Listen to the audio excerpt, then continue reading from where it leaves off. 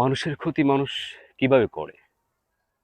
কিংবা এই চিন্তাটাই মানুষের কিভাবে আসে মাথায়? একটু ভাবার বিষয়, চিন্তার বিষয়। এই মানুষগুলো মানুষকে অস্থির করে রাখে, পরিবেশ অস্থির করে রাখে।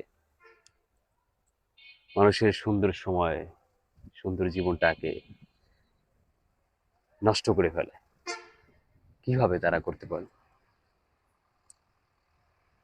বেঁচে থাকার জায়গা, ভালো থাকার জায়গা নষ্ট করে ফেলে। কিভাবে সম্ভব? তারা কিভাবে পারে এটা? নিজের ভালোর জন্য, শুধু নিজস্ব ভালোর জন্য যদি আমি আরো ১০টা মানুষের ক্ষতি করে ফেলি, তবে কি আদৌ কি আমার নিজস্ব ভালো থাকার এই এর কি যথার্থতা আছে? কিংবা থাকতে পারে? কি মনে হয় আপনাদের? সমাজে এরকম মানুষ অনেক আছে, অনেক দেখা যায় যারা একান্ত নিজস্ব ভালো থাকার জন্য, নিজস্ব এরিয়াকে ভালো রাখার জন্য আরো ১০টা মানুষকে বিপদে ফেলে দেয়, আরো ১০০ মানুষকে বিপদে ফেলে দিতে একবার চিন্তা করে না।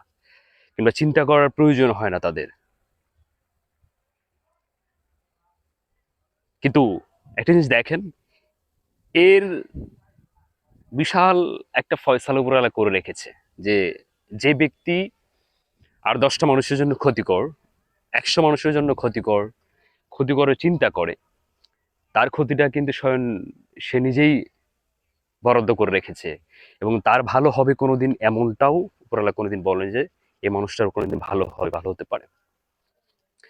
এটা সেই ব্যক্তি কিংবা সেই গোত্র, সেই গোষ্ঠী কোনোদিনও চিন্তা করতে পারে না। সেই মানুষটা অভিশপ্ত, সেই জাতি অভিশপ্ত যে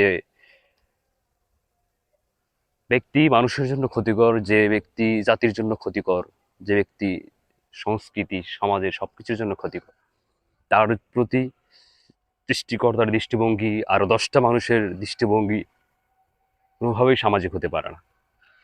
তবে আমরা যারা মানুষ আছি, এই মানুষের এক একজনের সংজ্ঞাটা এক এক রকম, এক একজনের জীবনধারাটা এক এক রকম।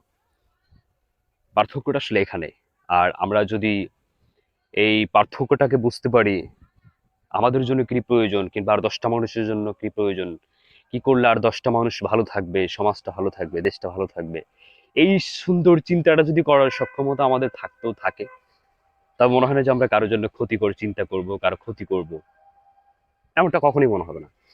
কিন্তু যখন এর বাহিরে আমরা চিন্তা করব যে আসলে আমার নিজস্ব ভালো থাকতে হবে, আমার নিজেকে ভালো থাকতে হবে, আর বাকি মানুষগুলো যারা আছে তারা যেমন ইচ্ছে তেমন থাকুক, যেমন বেঁচে থাকার যেমন তেমন বেঁচে থাকুক,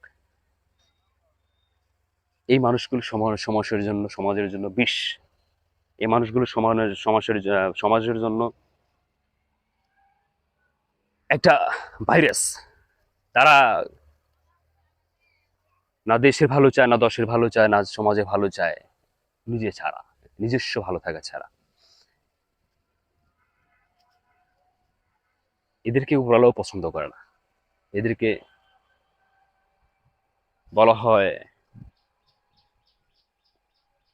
মানুষ নামের একটা জানোয়ার, মানুষ নামের একটা শুয়োরের বাচ্চা।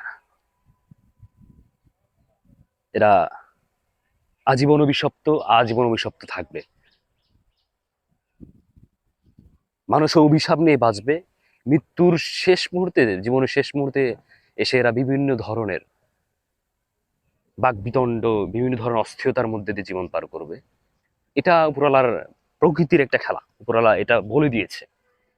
এটা তার সৃষ্টির ধরন এটা। আসলে আমরা যারা মানুষ, আমরা চেষ্টা করব মানুষের জন্য যতটুকু সম্ভব ভালো কিছু করার, ভালো চিন্তা করার। আমার জন্য আর ১০টা মানুষ কেউ ভালো থাকবে, আমার জন্য যেন মানুষের কোনো ক্ষতি না হয়, কোনো ক্ষতি চিন্তা যেন না হয়, এটাই চিন্তা রাখতে হবে। কিন্তু আমরা যখন এর বাইরে চিন্তা করব, তখন অবশ্যই আমরা মানুষের আকৃতি থাকবো, বাট ভেতরের যে একটা মানুষের আকৃতি আছে, মানুষের যে চিন্তা বোধ আছে, চেতনা বোধ আছে, সেটা কখনোই থাকবে না কিংবা থাকার কথা না।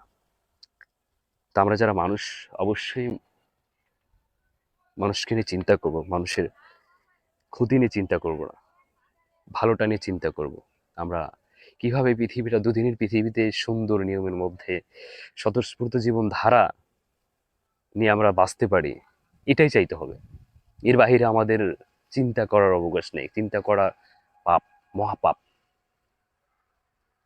অনেক বড় পাপ, যে পাপটা উপরালা কখনোই ক্ষমা করবে না। এবং এই পাপের মাসুল স্বয়ং উপরালা ইহ জন্মে দিয়ে দেবে, বড় জন্মে দেবে। এটা আমরা অনেক দেখে আসতেছি। মানুষ মানুষের জন্য,